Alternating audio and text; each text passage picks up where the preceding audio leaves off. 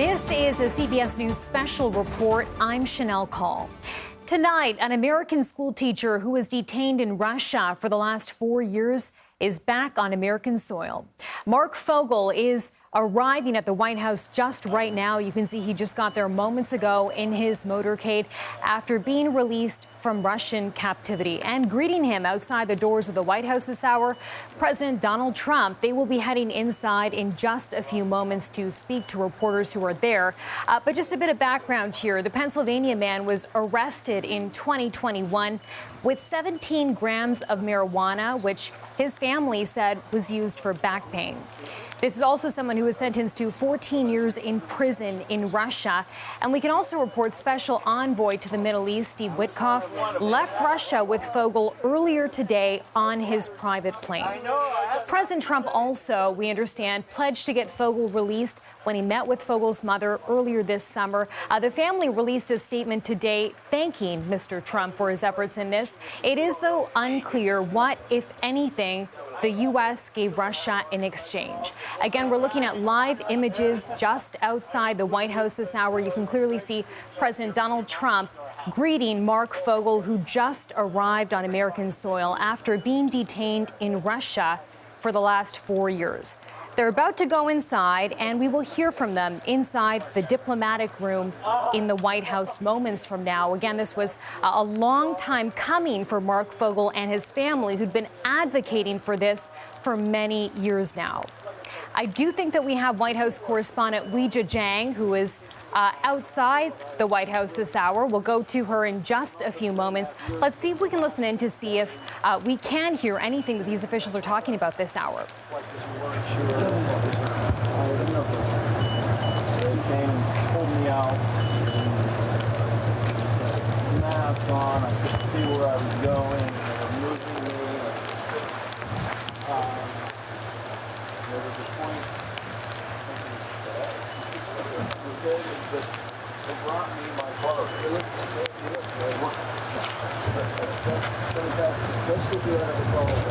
I'm not one bit of cold. I came from Russia.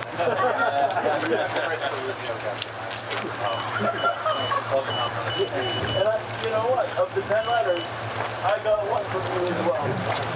And I had that in a scrapbook I was keeping, and they took that scrapbook from me today, and I wanted that. Those scribbles back in that scrapbook. Your pictures in it, and as they were, giving me the shakedown, we're looking through it, and I have the picture of you and my mom. And you should have seen these guys. Well, their eyes lit up like, and they're like,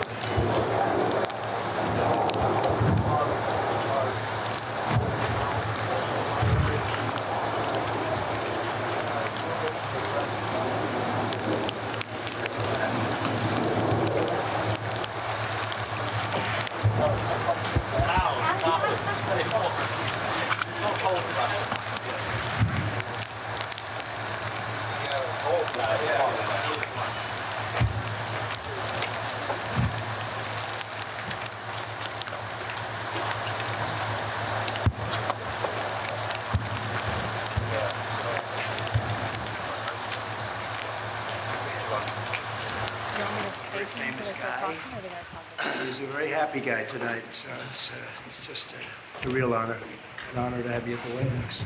I feel like the luckiest man on earth right now. And I want you to know that I am not a hero in this at all. And President Trump is a hero.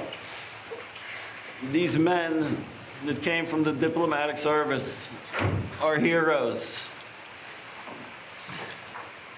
The senators and representatives that passed legislation in my honor to get me home are the heroes. I am in awe of what they all did.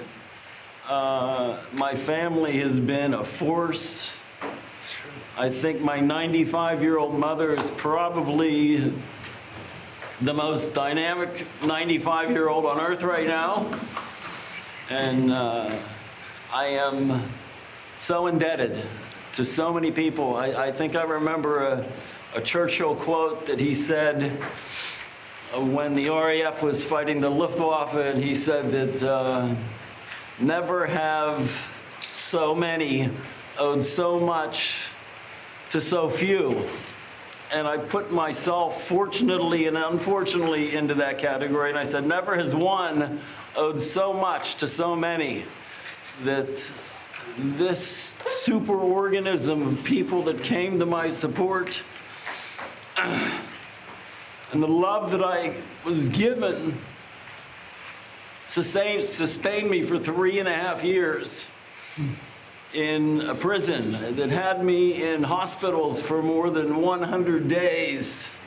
I was given more than 400 injections in that time. And knowing I had the support of my fellow Pennsylvanians, my family, my friends, it was so overwhelming that it brought me to my knees and it brought me to tears, but it was my energy, it was my being that kept me going that whole time. And I will forever be indebted to President Trump, to Steve over there. What a dynamic man this guy is. That's true. And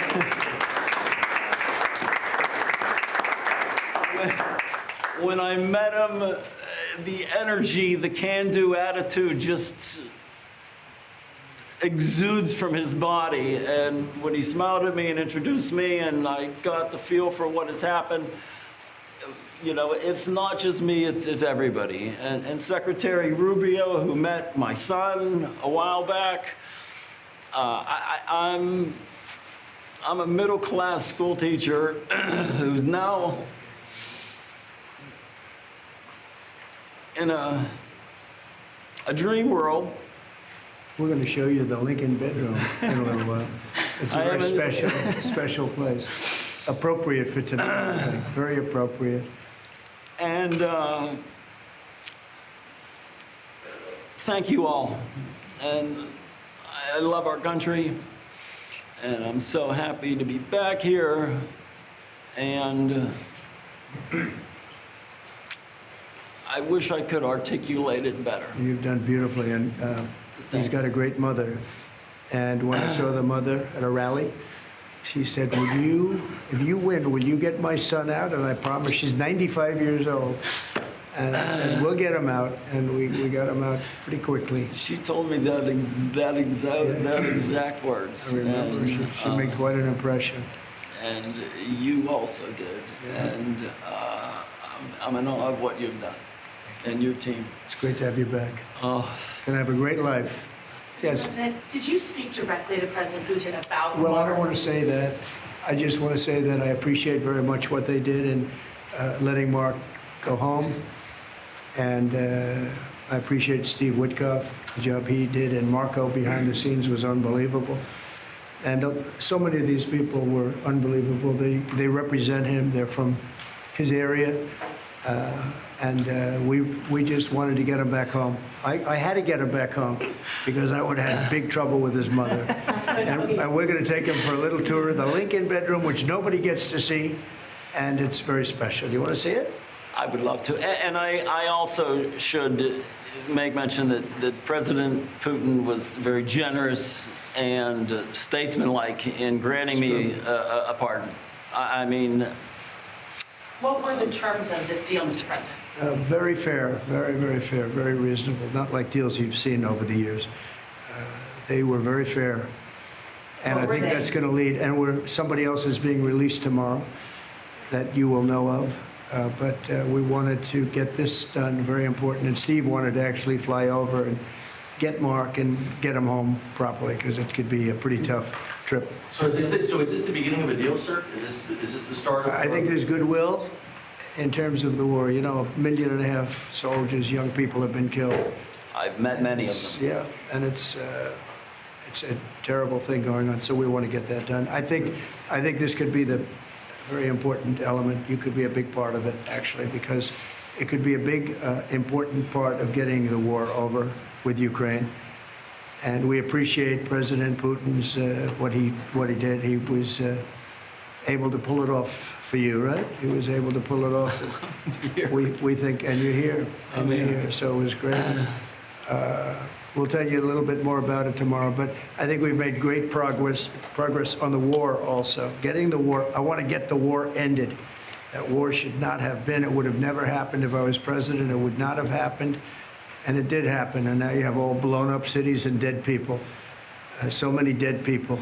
Should have never, ever happened, and you could be a big catalyst for just this evening. It's a very important evening for ending that war, and I think they all want to see it ended. Does that mean you gave assurances about Ukraine? How does it change your perspective on Putin and your attitude? Well, I don't want to get into that. I only can say this. We got a man home whose mother and family wanted him desperately, whose state wanted him. He's become a big symbol, and it's an honor to have played a small role in that. And I want to tell you, these people, they all played a role, and we got him home, and he's healthy. It looks good, actually. To me, you look damn good, I'll tell you that. I think when expectations are low, Yeah. maybe that helps a little bit. When you but, go kaplunk, right? Can you tell us about the conditions in the prison that you were in, sir? I think I need a little bit of time to sort of digest all of that. There were times when it was extremely trying. There were times when I could manage it, but I think I need some more time to, process it. It wasn't easy, right? It wasn't easy. Every second, every minute, every day had a challenge. But you're in good shape. I mean, compare that to what we saw 2 days ago come home. They were very, very ill. Those people are very ill. They were treated really badly. Mr. President, your predecessor left you almost $4 billion in unused aid for Ukraine. Are you going to use those money? Are you going to We're going to send see, but my weapons to predecessor Ukraine? should have had this gentleman out a long time ago. We did it in 2.5 weeks. He had 4 years to do it. He should have had Mark out a lot earlier. It's a shame. It's a shame. It was very... Should have never had the war to start off with. Should have never had, that war would have never happened if I was What about the president. But he money should that have you had him back 3.5 years ago. So it was too bad, but he didn't do it. But we did it. Thank you all very much. Thank you very much. Come on. Mr. President, are reciprocal tariffs still coming tomorrow, or are you waiting until you need to vote? We'll see what happens. Have you spoken with President Xi? All right, we're coming to you live from inside the White House this hour. Again, just moments ago, we saw Marc Fogel, a Pennsylvania man, arrive back on American soil. After returning home, he was detained in Russia for 4 years. We actually heard some candid moments just outside the White House before President Trump and Marc Fogel walked into the diplomatic room. You heard Marc Fogel talk about his release from captivity. He had a mask on. He said he couldn't see what was going on. And then, of course, we saw an image the White House had released just about an hour ago of Marc Fogel getting off the plane with this American flag draped across his neck. I want to bring in Weijia Jiang, who is live for us at the White House this hour. Weijia, such a huge moment for Marc Fogel's family and a notable victory for the Trump administration tonight. Marc Fogel calling President Trump a hero. This really was a remarkable moment, Chanel. I mean, this is a president who truly values the drama and the impact of live television. So to watch this all unfold in this way, to have cameras capturing the very first time Fogel laid eyes on President Trump, for the President of the United States to greet him at the White House and welcome him home, and then immediately be whisked off to the diplomatic reception room to hear directly from the now freed American.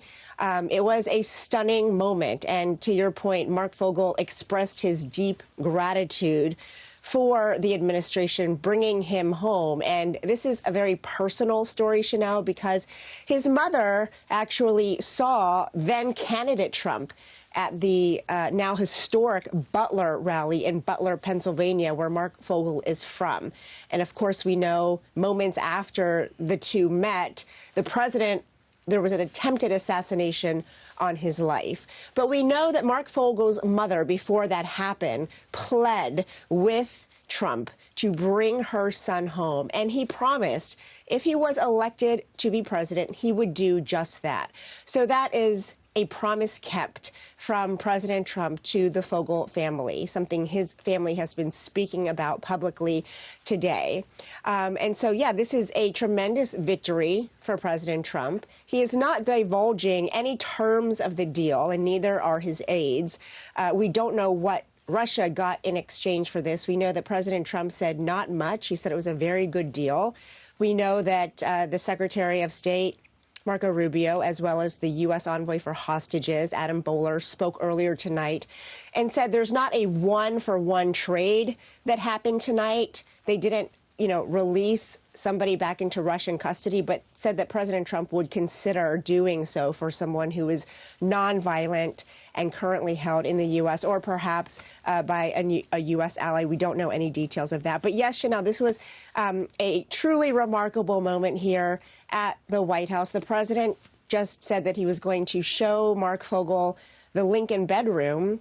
He is a teacher of history, a student of history, and Fogle seemed excited about that. But you have to imagine the state of mind he is in. In fact, one of the reporters asked about what conditions were like in prison, and he said he was not ready to talk about that because he had to process all of it. So here he is standing next to the President of the United States at the White House, being given a tour of the Lincoln bedroom. He said it was a dream, and I'm sure that's what it feels like for him tonight, Chanel. And, Weijia, that we'd heard from Marc Fogel's family the last couple of years. They'd been advocating for the Biden administration to do more to bring him home. Now we saw Trump saying just moments ago, our administration was able to do this, he says, in 2 weeks. Want to ask about how this happened and Steve Witkoff's role in all this, President Trump's special envoy to the Middle East. Well, President Biden and President Trump have very different relationships with Russian President Vladimir Putin. And Trump administration officials themselves say that Putin, as well as leaders from Venezuela and other countries that have given up American hostages, want to get in Trump's good graces. They believe that this is a step toward showing that there is goodwill there. And even though the two are not directly linked, President Trump himself said that this is a sign that good things are to come with regard to the end of Russia's invasion into Ukraine, which is one of his foreign policy goals, to help broker some kind of an agreement to end that war. And while we don't know exactly what led to this freeing of Marc Fogel, there were many people involved, including Middle East envoy Steve Witkoff, who you mentioned. And even though this did not happen in the Middle East, this obviously in Russia, he did play a role. And in fact, he took his private plane on his own dime to pick up Fogle and bring him back to the United States. And Weijia, Trump also just saying tonight there will be another release tomorrow. Do we know any more about this?